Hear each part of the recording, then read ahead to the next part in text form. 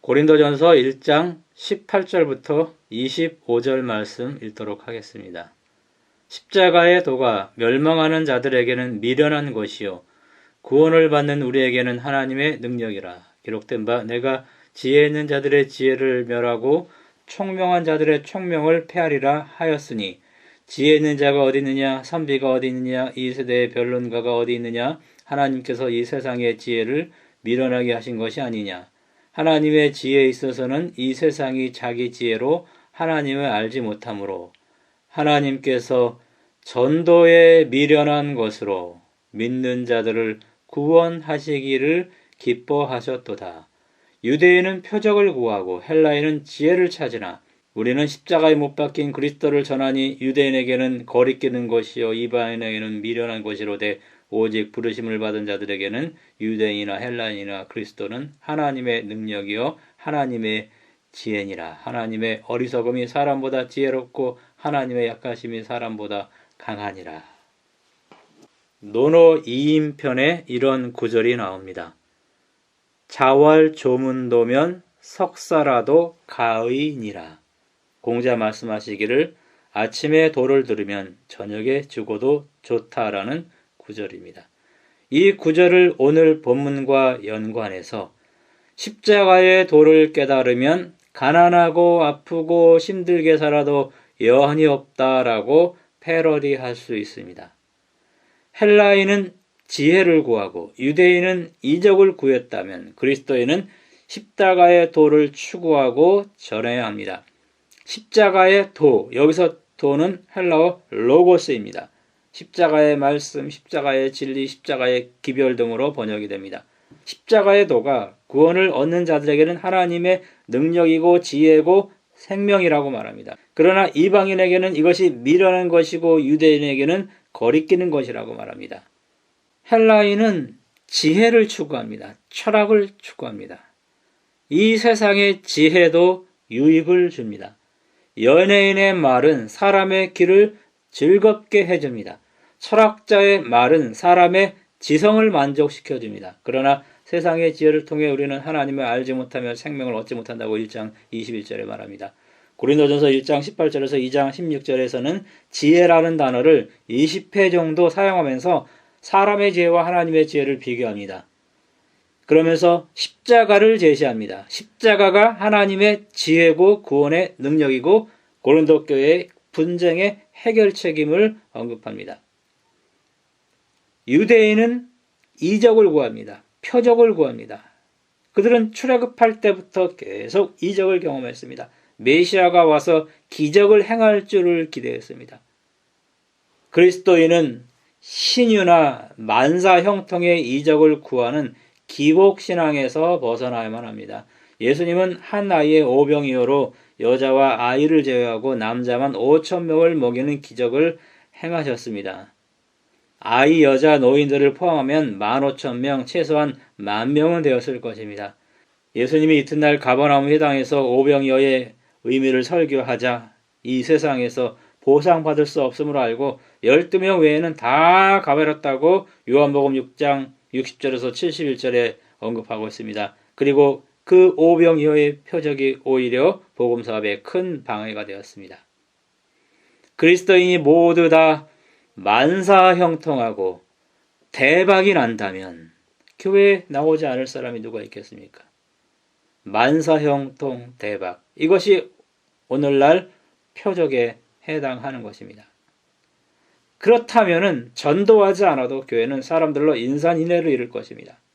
8.15 해방과 6.25 사변으로 미국에서 구호물자를 한국에 보낸 일이 있었습니다. 그때 교회를 통해서 구호물자를 전달했습니다. 그때 잠깐 밀가루 교인들이 많이 생겨났었습니다.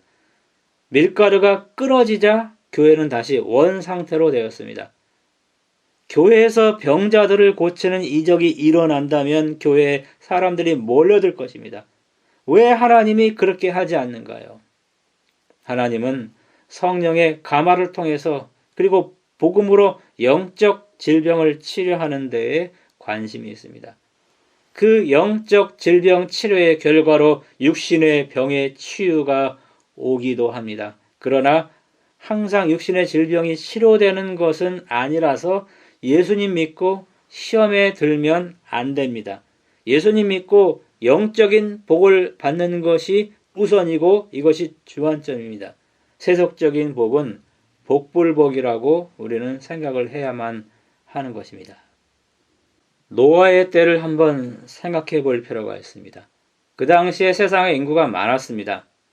적게는 2억 3,500만 명이 있었다. 이런 설이 있고 171억 정도의 사람들이 있었다. 많게는 1370억 명이 이 세상에 살고 있었다. 등의 이런 설들이 있습니다.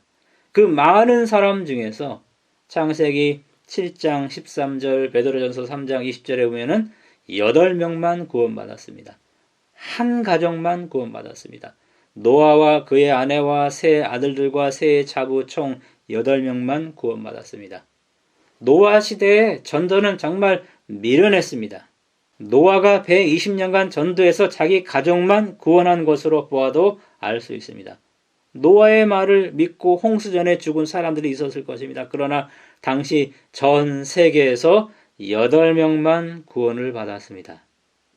무두셀라의 아버지 에녹이 이미 재림을 전파했다고 유다서 14절에 나옵니다. 성경에는 기록되어 있지 않지만 에녹은 홍수에 관한 기별도 전파했을 것입니다. 그의 아들 무두셀라의 이름을 통해서 우리가 유추할 수 있습니다. 노아도 증조 할아버지 에녹이 전한 기별을 120년간 전한 것입니다. 노아가 600세 되던 해에 홍수가 있었다고 창세기 7장 6절에 나옵니다. 노아가 600세이면 그의 아버지 라멕은 182세에 노아를 낳았으므로 창세기 5장 29절 782세가 되지만은 창세기 5장 31절에 보면은 777세에 죽었습니다. 그래서 라멕이 죽고 5년 후에 홍수가 왔습니다. 무두셀라가 187세에 라멕을 낳았다고 창세기 5장 22절에 언급합니다. 그때 무두셀라의 나이는 969세입니다. 왜냐하면 187세 플러스 782세면 969세가 되는 것입니다.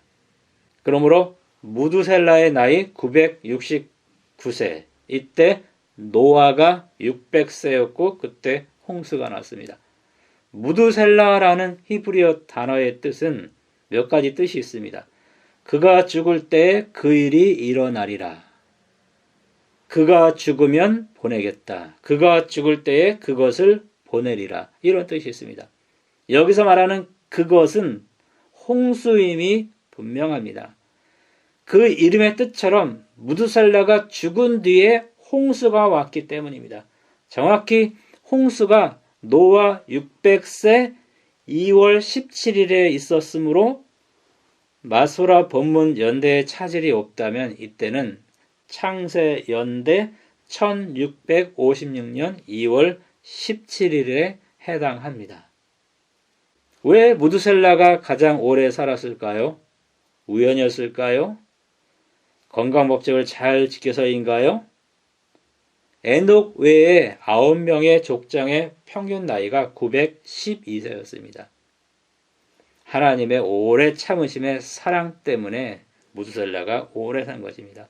그가 죽으면 홍수가 오기 때문입니다. 노아도 할아버지가 죽을 것을 예감하면서 3명의 아들에게 아이를 낳지 말라고 했을 것입니다. 그리고 신앙이 좋은 며느리들을 선택했을 것입니다. 그래서 홍수 전에 손자, 손녀는 없었음이 분명합니다. 노아는 가족계획을 가장 잘한 사람입니다. 가족계획은 자녀를 적게 낳고 자녀를 적당히 낳는 것이 아닙니다. 가족계획은 자기와 아내와 자녀들과 자녀들의 배우자들, 손자, 손녀들을 모두 구원하는 것이 성경에서 말하는 가족계획입니다. 우리가 모두 가족계획에 다 성공한다는 보장은 없습니다. 노아 당시도 전 세계에서 노아만 성공했습니다. 노아의 아버지, 노아의 할아버지도 여기에 실패했습니다.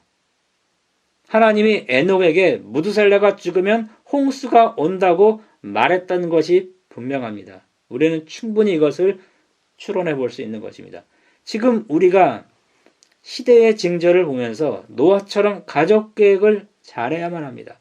노아 시대처럼 지금도 우리의 기별은 거절을 당합니다. 사람들이 복음을 싫어합니다. 그러나 노아는 자기의 가족은 구원했습니다. 노아는 그의 본과 감화로 인해서 자기 가족을 구원하는 엄청난 복을 받았습니다.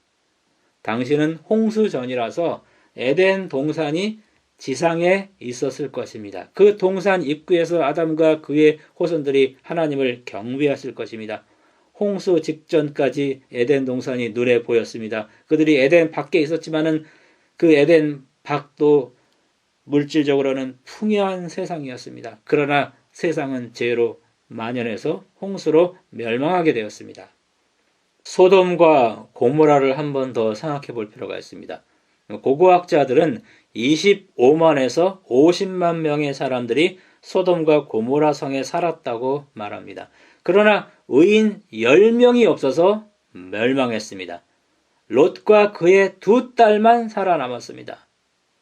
롯이 눈을 들어 요단들을 바라본즉 소알까지 온 땅에 물이 넉넉하니 여호와께서 소돔과 고모라를 멸하시기 전이었는고로 여호와의 동산 같고 애굽 땅과 같았더라. 창세기 13장 10절.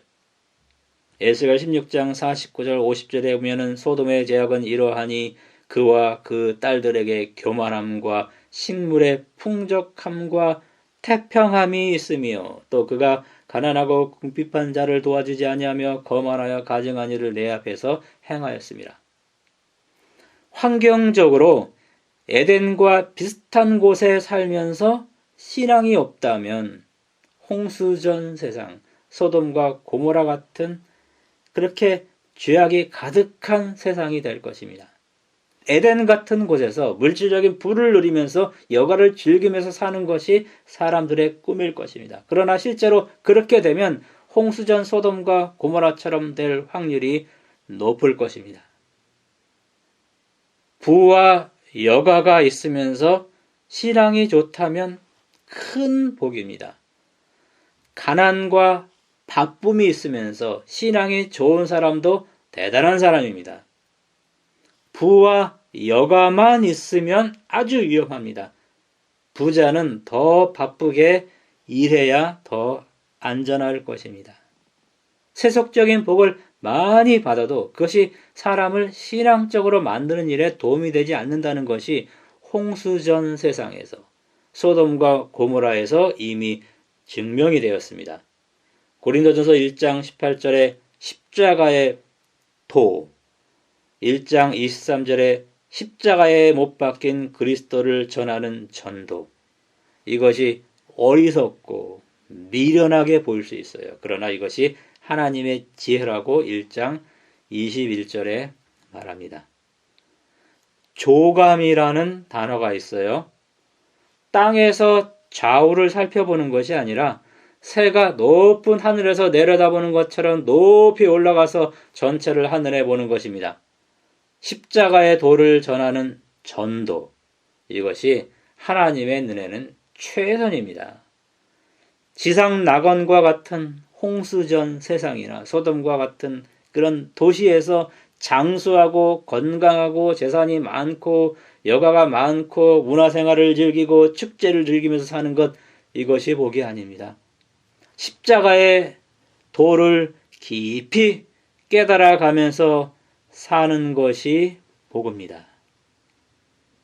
홍수로 멸망할 때 노아의 가족, 또 소돔이 멸망할 때 롯의 가족을 간단히 살펴보았습니다. 예수님 이 땅에 오실 때 나와 내 가족은 어떠할까요? 최후의 순간은 결국 가족 전도일 것입니다. 롯은 가족 구원 계획에 실패했습니다. 노아처럼 가족 구원 계획에 성공해야만 합니다. 예수님 재림하는 그때는 노아와 롯의 때와 같다고 누가복음 17장 26절에서 30절에 말하고 있습니다. 세상 형편만이 아니에요. 구원을 받는 사람도 적을 것입니다. 그 적은 무리에 꼭 포함되어야만 합니다. 전도에 대해서 여러 개념이 있지만 하나님이 전도를 사람에게 맡긴 이유는 전도하는 사람의 품성 변화를 위한 목적도 있습니다. 전도 대상을 구원하는 결과가 없더라도 하나님이 볼 때 이것은 실패가 아닙니다. 가족 구원과 다른 사람을 위해서 애타고 또 기도하고 노력하였기에 지금 여러분의 신앙이 유지되는 것입니다. 노아가 전도하였기 때문에 자기 신앙을 유지하면서 그의 본을 통해서 그의 가족을 구원하였기 때문입니다. 이 세상은 세속적인 지혜를 추구하고 세속적인 복을 추구합니다. 잘못된 신앙인들은 기복신앙을 추구합니다. 대박신앙을 추구합니다. 표적을 추구합니다. 이런 것에서 벗어나서 예수님 믿고 십자가의 도를 추구하고 그 깊이를 점점 더 알아가는 복, 그런 축복 속에 살아가시는 우리 모두가 되기 바라면서 말씀 마치겠습니다.